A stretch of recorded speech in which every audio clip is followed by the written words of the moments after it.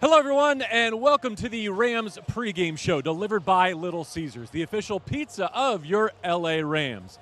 The first of 3 straight primetime home games here at SoFi Stadium under the lights in Inglewood. It's Week 8, and the 5-1 Minnesota Vikings are here to face your Rams. Stu, DeMarco, and JB with you tonight. How great is this? It feels like playoff football at the end of October. Do you feel it in your gut? I do. Don't you love primetime football? It's about to go down right here in SoFi. And you couldn't pick a better opponent. 5-1 Minnesota coming in. They're tough. They're physical. They're all this stuff. Heck of a test for the Rams tonight. And what a time to get not one but 2 star receivers back. Yes, Cooper Kupp will go. We find out this afternoon Puka Nacua will join him. Stu, what does that mean for this Rams operation? Means this offense is getting closer to operating at the way we know it's capable of. We, the three of us, know, and everybody really knows, that this offense is just different and that much better when those 2 guys are out on the field together.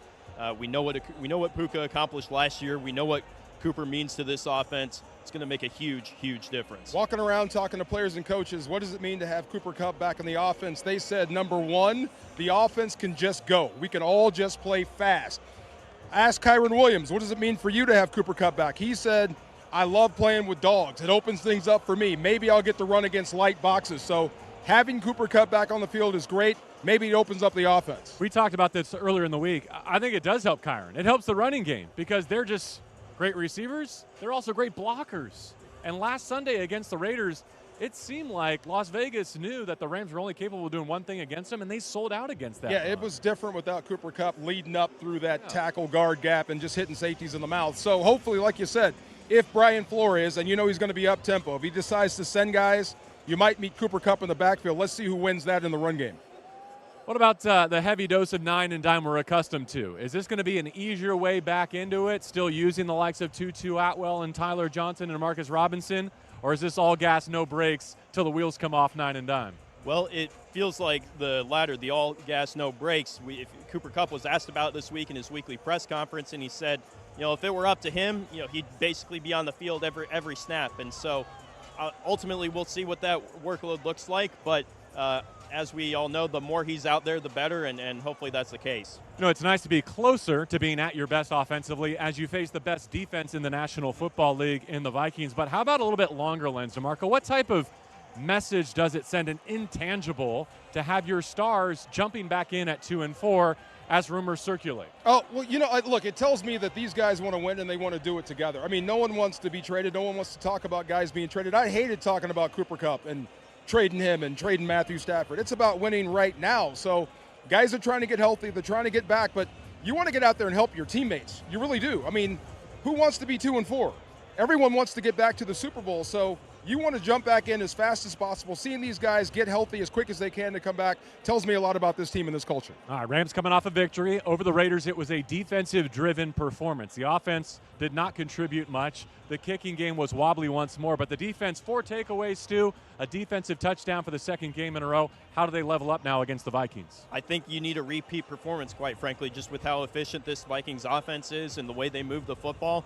You need to convert some of those takeaways into points again and create those turnovers again.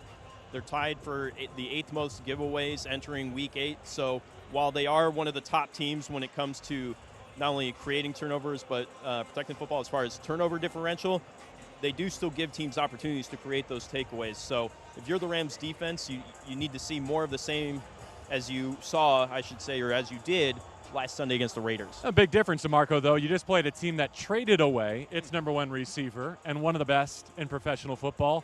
This week you face literally the best receiver on the planet. It's funny. Like they asked me, like, how do you guard Jefferson? Back up a lot. The guy can run by you. He can jump over you. He's the best thing going right now. So the best way to stop him is cut off the supply line, is get after the quarterback. You got to knock Sam Darnold down a bunch. You got to rattle him, because you're not going to be able to stop that receiver one-on-one. Kobe Durant is the NFC Defensive Player of the Week. We'll see what he and this secondary have in store. Some good news on the defensive front. Inactives were just released. Braden Fisk not among them. So with his back injury, hopefully he can contribute to that pass rush. Just like I said about Puka Nacua, when you're in year 1 and 2, if you feel good enough to play, then get your butt out there and play. They need you. So Fisk, he's so quick. He's disruptive. Same with Puka. he adds that second element of surprise for the defense outside of verse and outside that pass rush coming. All right, we know the off-ball linebacker play has not been great, but you said something to me early in my career that I've never forgotten, which is in this league, it can always get worse. Right? Oh, yeah. You don't change just for change's sake because it can always get worse. My question for you is, without Troy Reeder tonight for the first time this season, who runs the communication system? Who gets it from Chris Shula to the other 10? We rattled that around, and we all three came up with the same guy. It's got to be Quentin Lake. I mean, he plays the most. He plays every single snap. He's a guy they trust. They've turned it over to safeties before, so it makes sense for him to be the green dot guy. But not only that, not just calling plays, you got to be that emotional leader out there today. This game will have ebbs and flows, and you got to pick this defense up when it's down. Reeder with that hamstring injury placed on injured reserve today as Puka Nacua was added to the active roster. How about Jared Verse, the season that he's having and what he might be able to do against this offensive line of Minnesota tonight? Yeah, he's up for a big challenge, obviously, but he's been consistently generating pressure and like we mentioned with, causing some of those turnovers or creating those turnovers for the Rams defense, similar to the way they did against the Raiders. That a big part of that was the pressure that Jared was able to generate. If he can do that again, I think that's going to go a long way.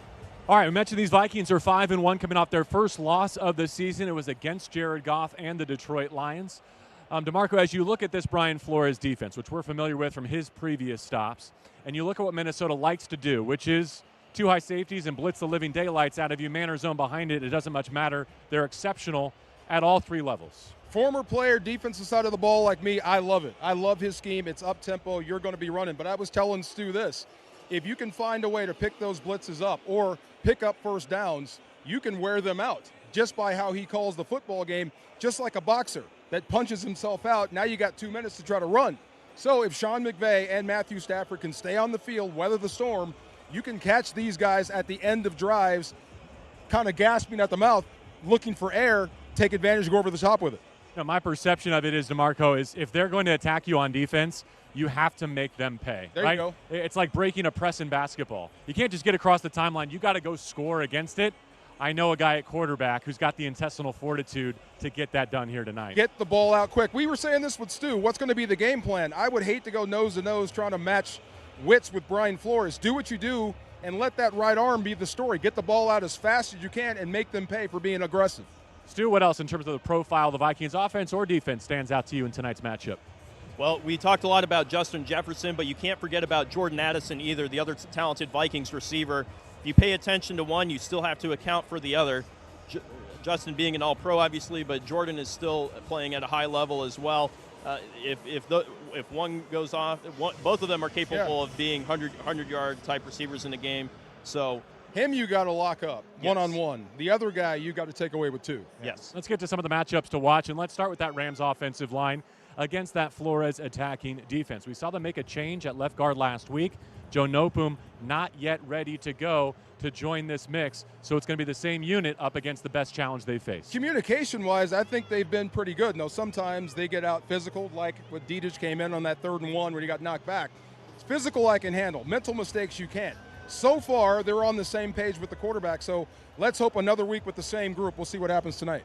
No T.J. Hawkinson. That was more good news for the Rams in terms of who will and who will not dress here tonight.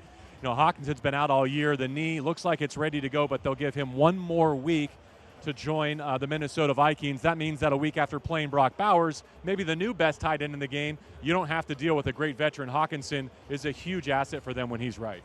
No question, JB. Just from what he can do, whether it be really the middle of the field, all 3 levels of the field, it's already a challenge as it is, accounting for, like we mentioned, Justin Jefferson and Jordan Addison.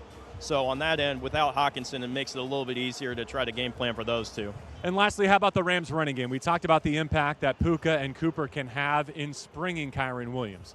And Blake Corum, if he gets in as well. How instrumental do you think that will be to the Rams' success tonight? We'll go back to the top of the show. You got Cooper Kupp coming back, Puka Nacua. That's something they have to deal with defensively. Usually that means taking a safety out of the run game. So Kyren Williams will have the benefit of running into light boxes. He's been pretty good against stack boxes. Let's see what he does when there's not an extra safety in the box. That's a good point. All right, before we close it out, time for our delivery of the game. Delivered by Little Caesars, official pizza of the LA Rams. We take a look at which players we think are going to deliver tonight against the Vikings.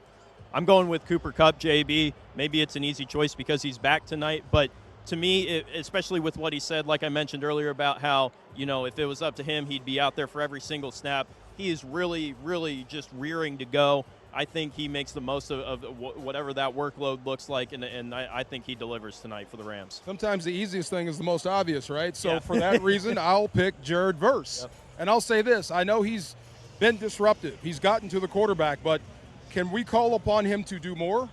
Can you actually knock these quarterback downs, get sacks, create some negative yardage plays, or get the ball out? Help your offense, help your football team. He's been great. Can you be even greater? We just got ran through by a Viking. Next time we hit him. No free runners at your quarterback, Matthew Stafford. And if you think you guys took low-hanging fruit, I will go John Matthew Stafford.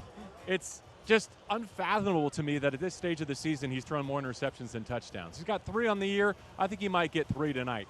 He has to be the best quarterback in the building here on Thursday Night Football. He has to do the things we've seen him do throughout his tenure as a Ram, now that he has some of his best weapons working for him. If he does, I think they can punish this Vikings defense. I think they can get back-to-back wins for the first time this season. I think they can go to Seattle with a chance to knock out the Seahawks, maybe grab first place in the division and get back to 500. You're amazing. He's a pro. I'm still thinking about knocking that guy out that ran in front of us.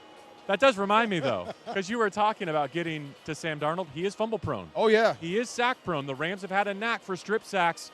Maybe tonight's the night where Verse or Fisk or Kobe Turner. I'm going to call it. Yes. Kobe Turner gets 2 fumble recoveries tonight based on Jared Verse's 2 sacks, 2 strip sacks. All right, keep the takeaways coming for this Chris Shula Rams defense as they get set to face the Vikings. That's a wrap on the Rams pregame show delivered by Little Caesars. With the Little Caesars Pizza pregame, game time grub just got more rewarding. Click on the QR code at the bottom left of the screen and order in the app on game day to earn rewards. Kickoff 5:15 on Amazon Prime and locally here in LA on Fox 11.